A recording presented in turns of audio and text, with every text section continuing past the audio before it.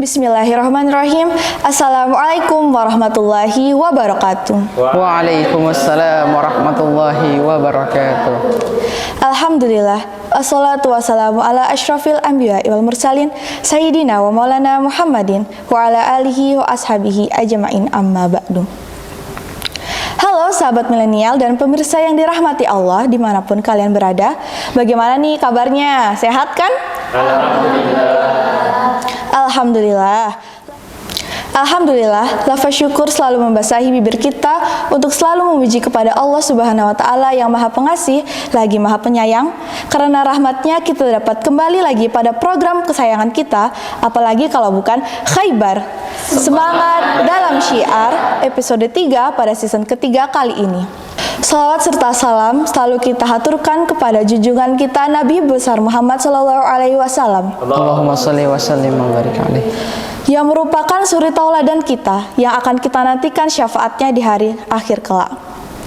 Karena beliaulah kita dapat hidup di zaman yang penuh dengan ilmu pengetahuan dan teknologi, di mana saya menyebutnya sebagai from the darkness to the lightness.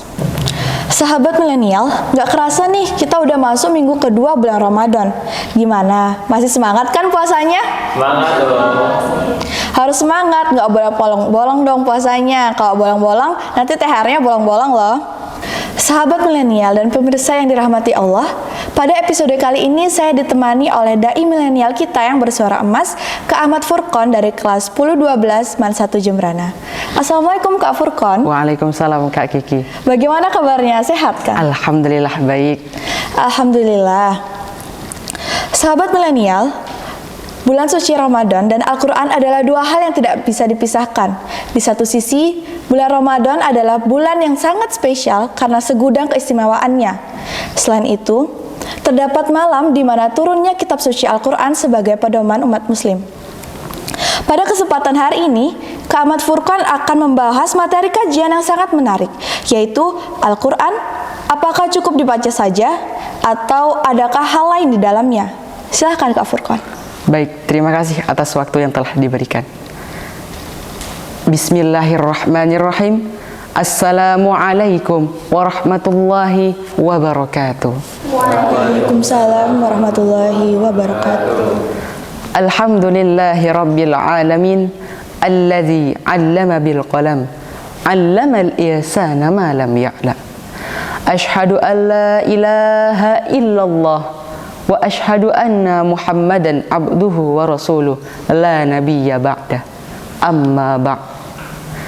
Segala puji kita panjatkan kehadirat Allah Subhanahu wa Ta'ala yang telah memberikan kita nikmat sehat sehingga kita bisa berkumpul kembali di majelis kesayangan kita, yakni Khaybar MAN 1 Jembrana. Kemudian salawat serta salam tak lupa kita curahkan kepada junjungan kita Nabi besar Muhammad Sallallahu Alaihi Wasallam, suri tauladan pembawa kebaikan bagi kehidupan seluruh alam. Halo Sobat Khaybar. Hai. Bagaimana nih kabarnya? Alhamdulillah. Masih semangat nggak puasanya? Semangat. Alhamdulillah kalau begitu.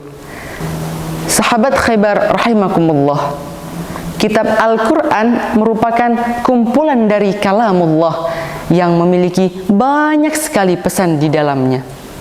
Tujuan diturunkannya Al-Quran diharapkan agar manusia bisa menjadikannya sebagai pedoman hidup. Dalam firman Allah Subhanahu wa Ta'ala yang berbunyi, A'udzu billahi minasy syaithanir rajim. Bismillahirrahmanirrahim. Alif lam mim. Alif lam mim. Dzalikal kitabu la raiba fih. Kitab Al-Quran ini tidak ada keraguan padanya. Hudal lil muttaqin. Petunjuk bagi mereka yang bertakwa. Quran Surah Al-Baqarah ayat 1-2. Pada potongan Surah Al-Baqarah ini kita bisa mengetahui bahwa Al-Quran merupakan petunjuk yang sangat lurus dan sedikit pun tidak ada keraguan padanya.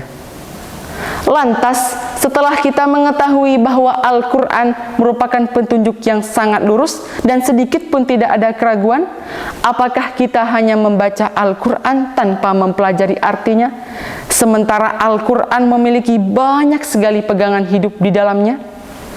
Tentu saja tidak, sahabat Khaybar.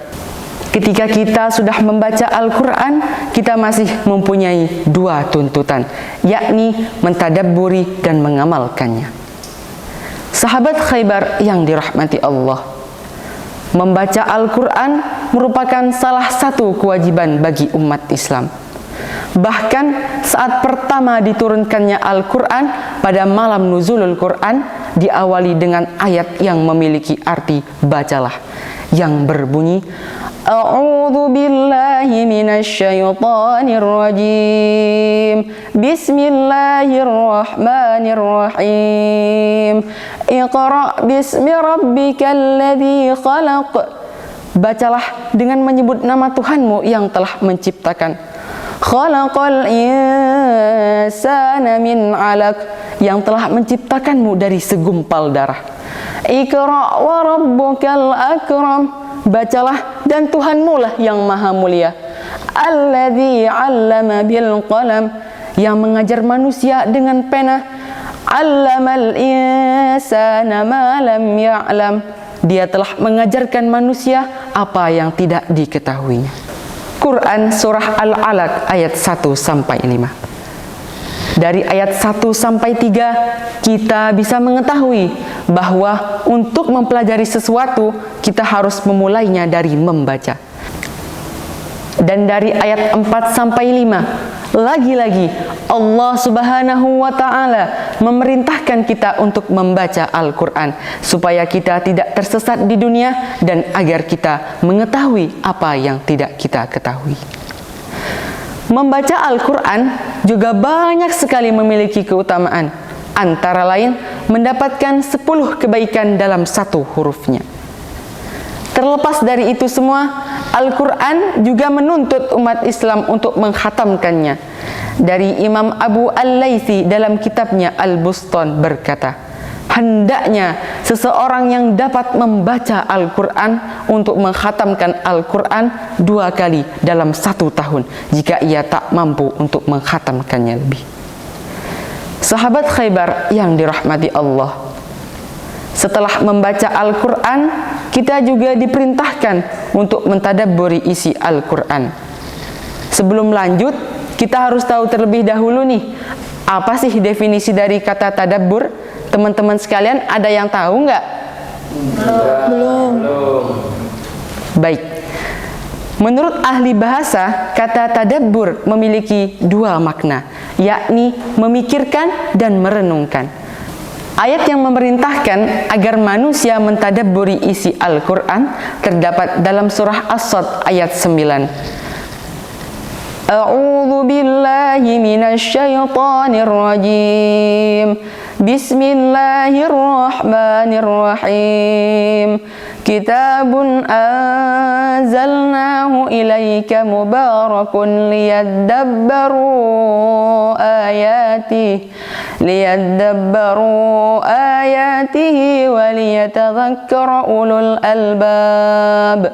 Artinya, ini adalah sebuah kitab Al-Quran yang kami turunkan padamu, penuh dengan berkah, supaya kamu dapat mempelajari ayat-ayatnya dan menjadi pelajaran bagi orang-orang yang berfikir.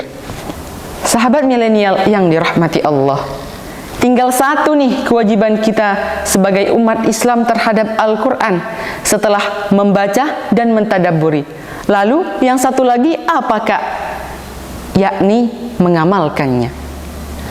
Memang susah untuk mengamalkannya, tapi marilah kita biasakan diri kita untuk senantiasa menjalani hari-hari sesuai dengan apa yang diajarkan oleh Al-Quran. Terlebih di dalam Al-Quran sedikit pun tidak ada keraguan. Jadi jangan ragu lagi ya sahabat Khaybar untuk mengamalkannya. Untuk itu di bulan suci Ramadan kali ini, dan kita juga akan menemui salah satu malam yang sangat mulia. Apa itu? Yakni nuzulul Quran. Oleh karena itu, marilah kita bersama-sama memperbanyak membaca Al-Quran, mentadabburi dan mengamalkannya. Terlebih, pahala yang akan diberikan oleh Allah akan dilipat gandakan pada bulan suci Ramadan. Baik sahabat Khaybar, sebelum saya akhiri, kita ulang dulu yuk apa aja sih kewajiban seorang muslim terhadap Al-Quran. Baik, yang pertama, membacanya dengan baik dan benar agar mendapat ganjaran yang sudah dijanjikan oleh Allah. Yang kedua, mentadabburinya dengan penuh kekhusyuan dan keikhlasan karena Allah semata. Yang ketiga, mengamalkannya dan menjadikannya sebuah petunjuk dalam kehidupan sehari-hari. Baik sahabat Khaybar, semoga apa yang saya sampaikan bisa bermanfaat bagi kita semua. Saya tutup dengan sebuah pantun. Naik delman melewati perkampungan, Cakep. kudanya cekatan dalam perjalanan. Cakep. Bulan Ramadan penuh keberkahan, mari tingkatkan amal kebajikan. Ihdinas siratal mustaqim. Akhirul kalam. Wassalamualaikum warahmatullahi wabarakatuh. Waalaikumsalam warahmatullahi wabarakatuh. Masya Allah, tabarakallah.